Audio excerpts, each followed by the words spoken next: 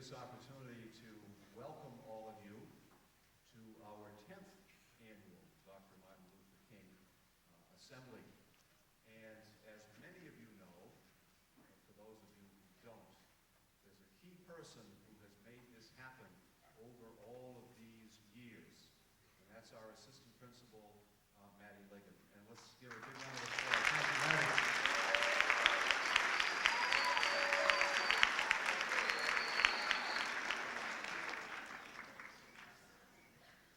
We are particularly pleased to welcome our friends from the Boston Renaissance Charter School and Evelyn Lee Jones.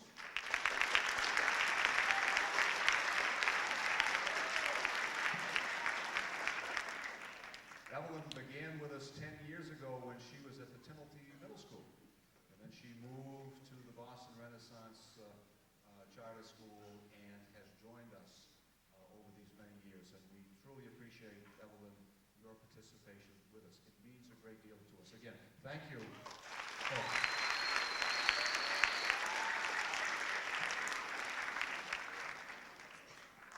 I can't see everyone who's here in the back, but I certainly want to recognize Dr. Marini, our superintendent of schools, who will be addressing you. Dr. Marini.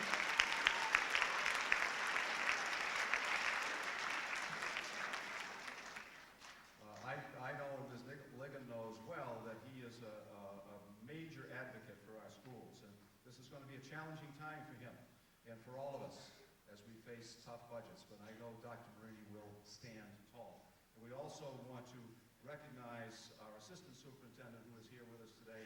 We appreciate his presence, Dr. Mark Kerbel.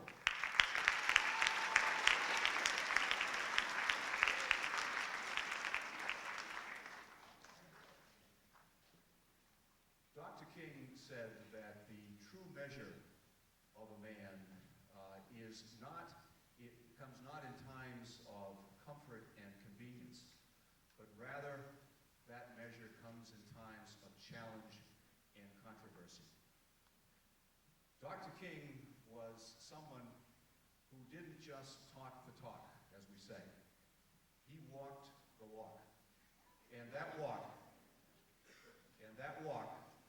cost him his life.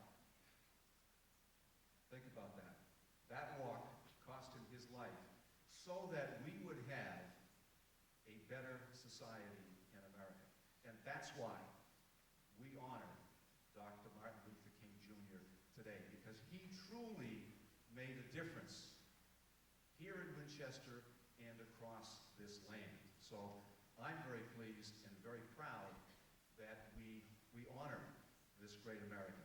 And I know you're going to feel the way I feel as the program goes along, as we honor Dr. Martin Luther King Jr.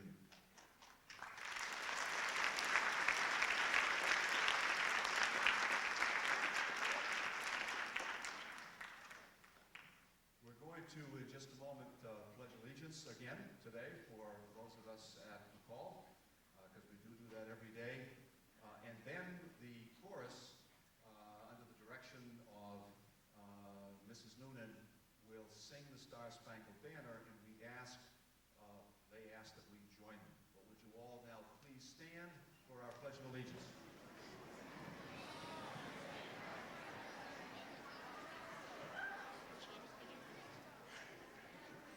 I pledge allegiance to the flag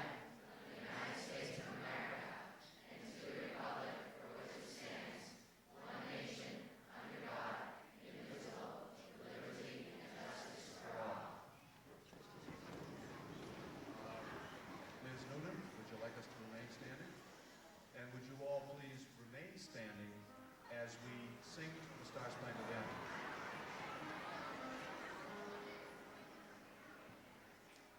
Oh, say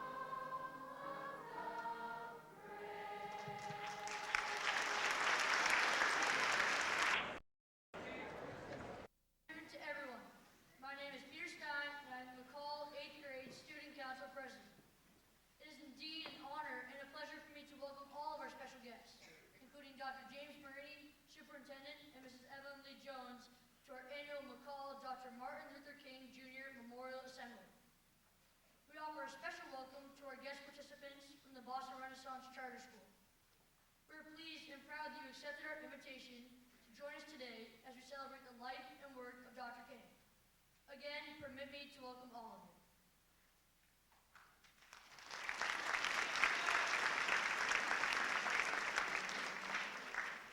Dr. King would definitely want the thousands of young Americans who are now overseas to come home alive and safely to their families and loved ones. We dedicate this memorial assembly to all peaceful, nonviolent actions that could bring an end to fighting, hatred, and destruction throughout the world. Thank you.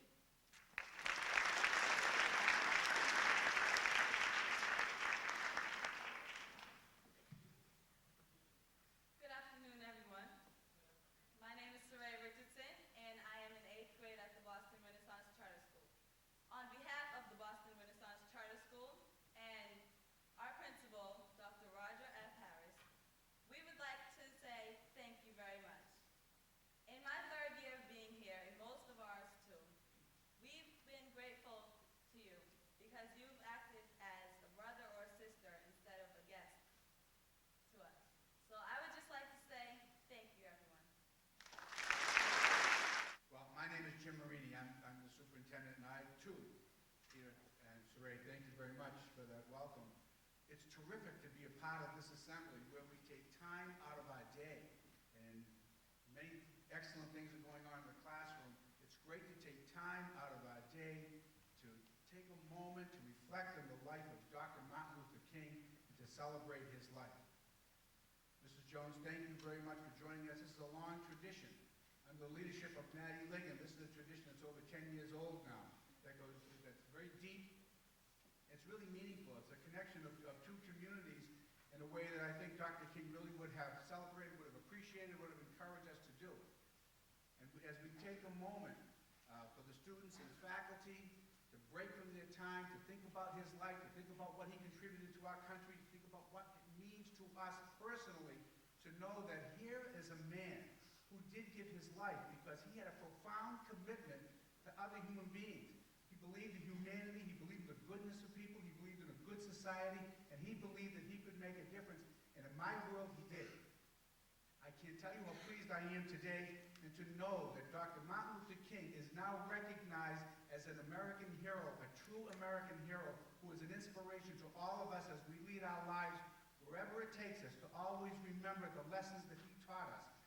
Mr. French, thank you very much. You run a great middle school here, and your leadership that brings this together every year because you recognize that we are more than just individuals. We are connected to each other.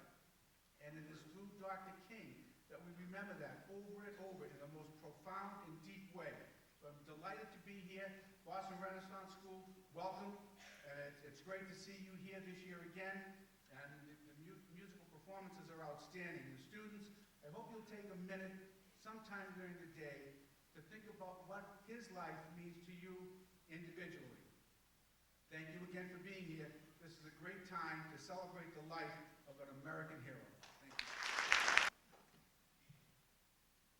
During our middle school years, we are becoming more aware of the history of many different cultures that have contributed to the true American story.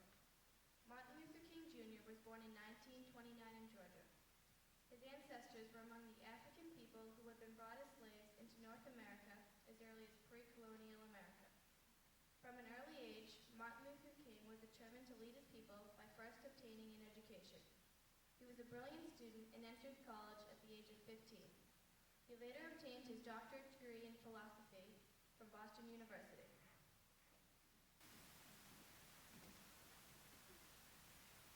As a university student, Martin Luther King was earnestly impressed by the passive resistance movement that had taken place in India under the leadership of Mahatma Gandhi.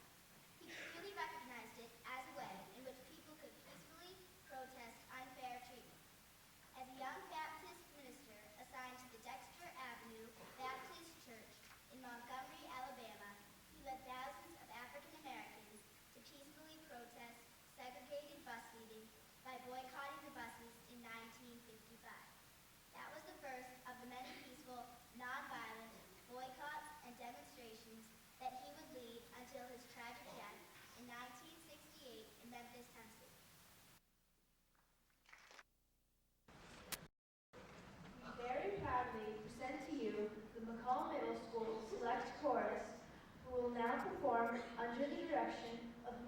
vocal director and music teacher, Mrs. Allison Noonan. Mrs. Noonan will later introduce the Winchester High School a cappella group, who will also share a selection with us. Thank you and enjoy.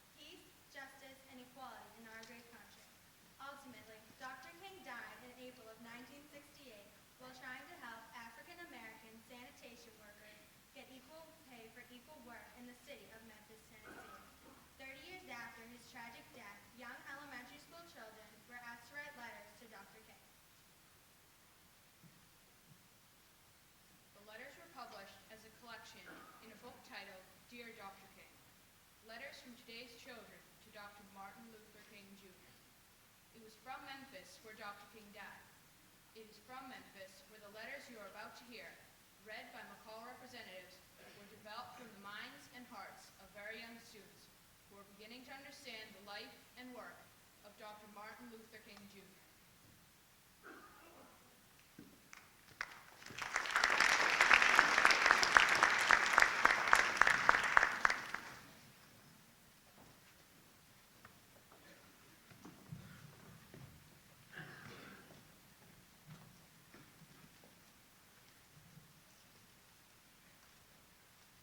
This letter is from Derek, who is 12. Dear Dr. King, my granddad marched with you for freedom. He is gone home now, where you are, to tell you the whites and blacks are letting freedom ring.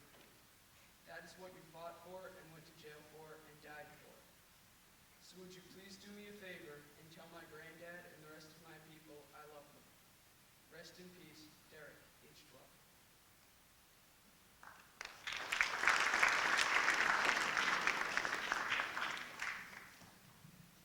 I'm reading a letter from a 7-year-old named Melvin. Dear Dr. King, I've heard so much about you. My mother said you wanted equal rights for everyone. My dad said you liked children and taught them how to solve problems without hitting. My teacher said you wanted prize money and gave all of it back to work for peace. I like you, and I could wish I could see you. Your friend Melvin, age 7.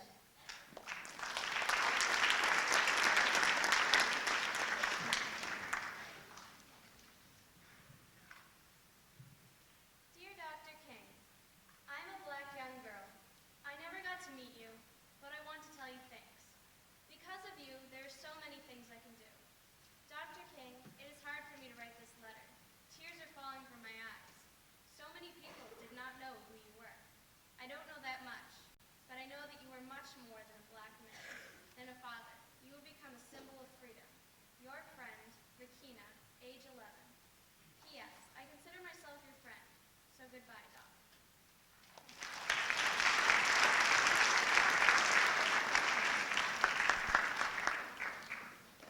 The letter I'm about to read was written by Jean, who is 12 years old. Dear Dr. King, when we watched a video on you in social studies class, I was stunned at your power and authority and how many people looked up to you. I look up to you and wonder what it was like to be such an awesome man. Respectfully, Jean, age 12.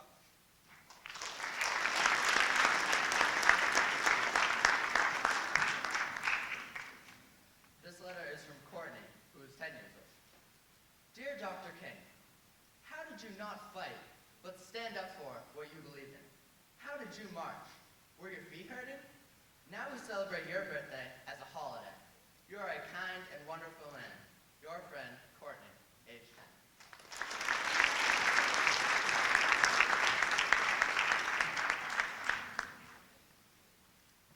Dear Dr. King, America needs another hero like you, one who stopped violence, who cared for people, not just money. When I grow up, I may be a lawyer or a speaker. I too one day hope to be a great African American hero. I shall not forget you, Kimberly, age 11.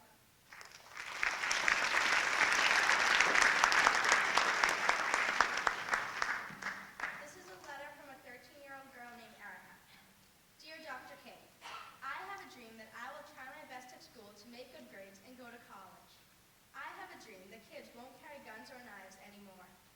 I have a dream that everyone will be treated equally. I just want to say to you, Dr. Martin Luther King Jr., we all love you very much. Yours truly, Erica, age 13.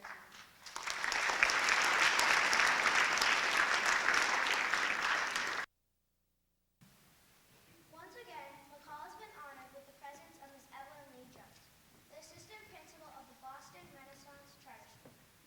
She continues to serve as a dynamic force strength. We are both honored and pleased that Miss Evelyn Lee Jones has taken the time out of her busy schedule in Boston to come and participate with us again in our Dr. King Memorial Assembly. I present to you Miss Evelyn Lee Jones and the Voices of Residents. Good morning, everyone. Good morning. Okay, now you know I've been here for 10 years. Come on. And some of you have been here for 3 years, right? Okay, so tell them right quick. Good morning, everyone. Good morning. There you go. I'm from the South, so I like for people to talk back to me. I'm actually from Montgomery, Alabama, where Dr. Martin Luther King lived and worked. Right before I came to Boston, I played for the Dexter King Memorial Baptist Church where he pastored. And so my parents were involved in the bus boycott. My father used to sing for him before he preached. And so I guess I have a connection, although I've never met him personally. Certainly my parents and my family was a part of the movement. But it's really, really good to be here once again. And I was telling Ms. Ligon that unfortunately our schedule changed a lot this year in terms of being able to rehearse with the choir and all of that. But of course, this is something that we had to do. And so it's just good to be here. It's good to see you again. I was asking her earlier what kind of mood was this going to be. And I have mixed emotions, I guess, certainly being from Montgomery and going through several Dr. Martin Luther King programs.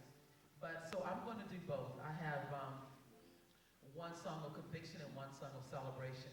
So the first song we're going to sing is called Celebrate. And I'm sure that Dr. King was here today. He would be happy to see all of us singing and working together, wouldn't he? Yes, okay. So that song is going to be a song of celebration. The second one is called I Believe in Me. And it's a song of conviction for all of us. Whatever I put my hands on, I have the power to take it. Whatever I believe in me. Okay? All right? So I hope you enjoy it.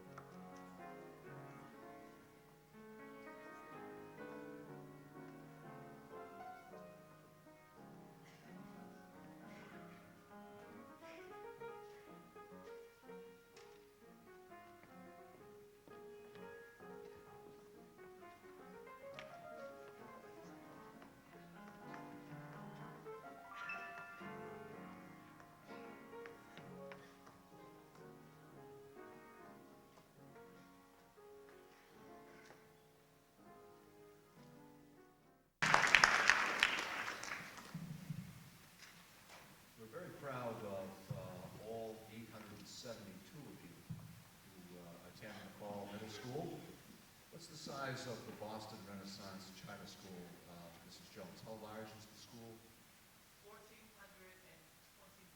1,421. And that's grades? K to 8. Wow, you got us topped. I was thinking our 872 were a lot of students, but that's a big number.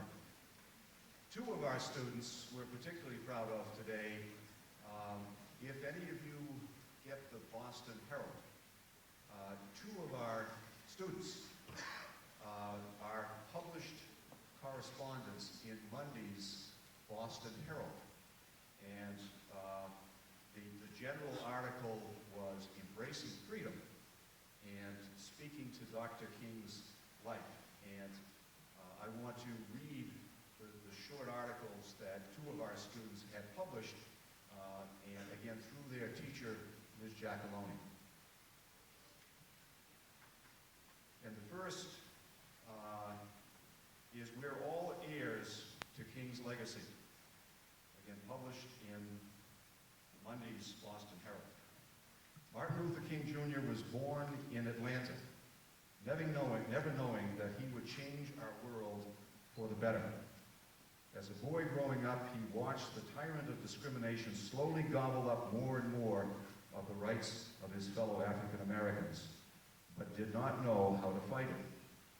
He grew up around discrimination and threats, but that did not make them right in his eyes. Finally, the grown king stepped in to make a difference.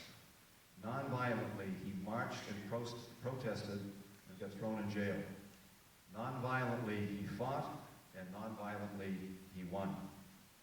His non-violent approach was the key to ending the injustice. He was determined to win his fight, but he did not want to fight violence with violence, so he used a different tactic. Maybe someone will use his tactics to solve the problems facing us today, such as the conflict over gay marriages. The keys to freedom are out there, and King was able to take action as any one of us can do. If you're listening, Dr. King, thank you. You did a wonderful thing, and all of us should follow suit. To all of you, I bid you to take action. All it takes is the right mindset. The key is already out there waiting. Lilla Cosgrove, 14, is an 8th grader at McCall Middle School.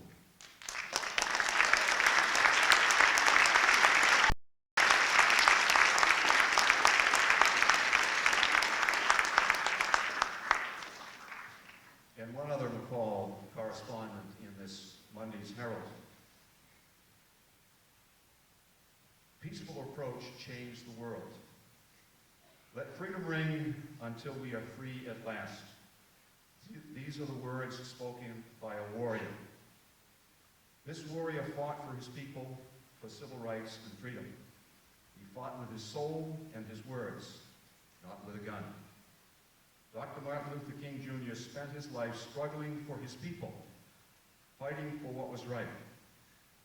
King's followers respected him because they believed he could make a difference, and he did. This one man changed the world for the better. The barriers of segregation have been broken. Now today, all children, no matter what race, can hold hands together and sing in unison, "We are free at last." He was born into a family of faith and prayer. He used his faith to stay strong and fight for freedom. Bomb threats, assassination attempts, and the risk of arrest could not stop King. He marched until his feet hurt. He marched until his wrists were banded with handcuffs. He marched until he could speak no longer, as he has gone to a place where he will march forever in peace. King has shown us that we can all make a difference. He has shown us that we have the will and the soul to fight for what we believe in. Let us continue King's dream and remember him in our hearts as a true warrior of America. Peter Stein, 13, is an 8th grader at McCall Middle School. Peter. I would now like to introduce Ms. Noonan, our wonderful chorus director, as she welcomes the very talented a cappella group from Winchester High School. This group of singers were once students of McCall. We'd like to thank them for sharing a selection with us for this memorial assembly. Thank you. Ms. Noonan?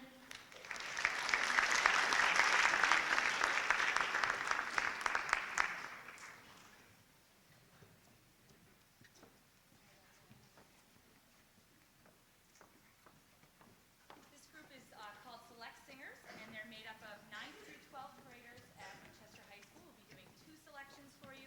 The first one is simply an Irish folk tune, Danny Boy, and the second one is actually called MLK, for Martin Luther King.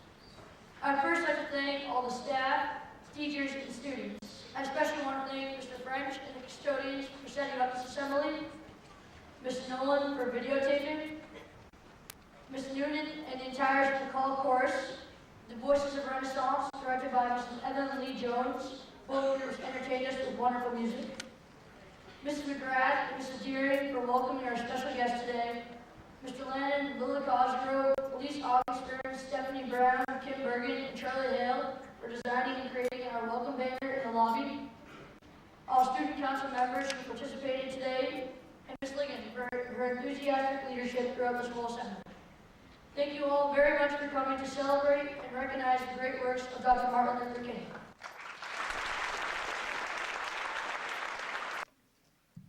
Good afternoon. Oh, now, wait a minute. You know better. You know better. You didn't need Mrs. Jones to come all the way up from Boston to tell you about call and response and how we do it with a little more life. Good afternoon. There you go. There you go. Thank you. I am so very happy today. I am so pleased with all of you, staff as well as students. I'm particularly happy that Peter called off many of the names to acknowledge your kindness and your help in pulling our annual Dr. King program together. It's not just Miss Ligon. Let's get that straight. This has become a McCall Renaissance tradition through the years, and all of you have put a piece of effort into it. Now, we've all been touched, moved by the expressions in music, as well as folks who've come up to speak about Dr. King and his work. And we have a chance now for each of you to do a part. It's almost like it's going to be a demonstration. And I know McCall can do this. Teachers and students, staff members and students. We're going to show Mrs. Jones, Mrs. Lee Jones, and her group, and our chorus who's going to sit in absolute silence. They're going to sit in absolute silence and watch you do something in remembrance of Dr. King and his work. I told the student council group the other day something very personal about how I felt about Dr. King and his work and his sacrifice. Perhaps I would not have been here today as your assistant principal had it not been for the sacrifice of Dr. King. Perhaps there would be so much that would have been different in this country had it not been for the sacrifice of Dr. Martin Luther King. At this point, I want us to think about how he wanted peace, not just here in the United States between blacks and whites. He wanted peace worldwide. He was a universal pacifist, following in the teachings of the great Mahatma Gandhi, who felt that if we could seek, if each person could seek the peace within ourselves first, then it could radiate out to others. This afternoon, I'm asking you to do something, and the student council members who are part of the program are going to help. We're going to have a peaceful, silent dismissal. And I know some of you are saying can't be done. People have said to me, no, you can do that with college students. Miss Ligon, you can do it with high school students, middle school people, I don't know. But I know that you can do it. Because in your silence,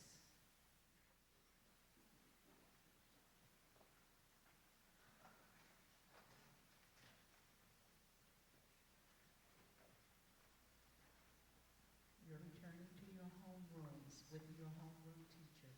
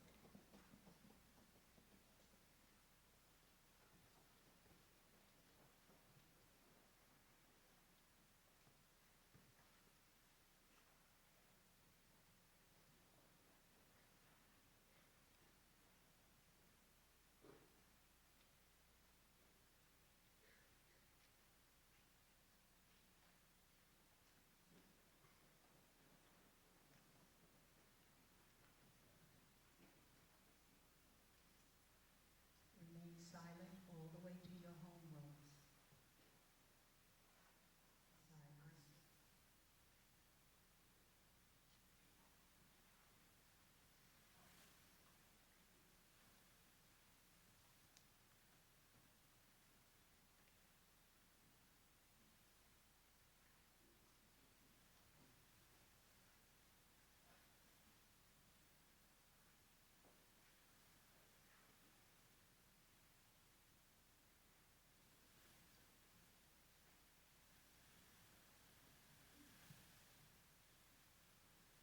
Thank you, Mrs. Perron.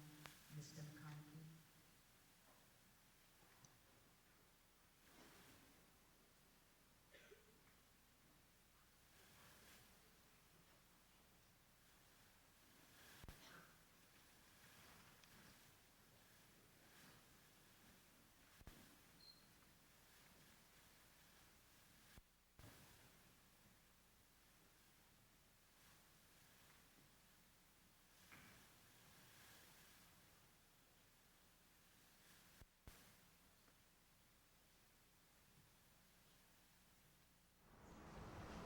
I want to, again, thank all of you beautiful, talented students among our student council, among our chorus singers, the choir from Renaissance.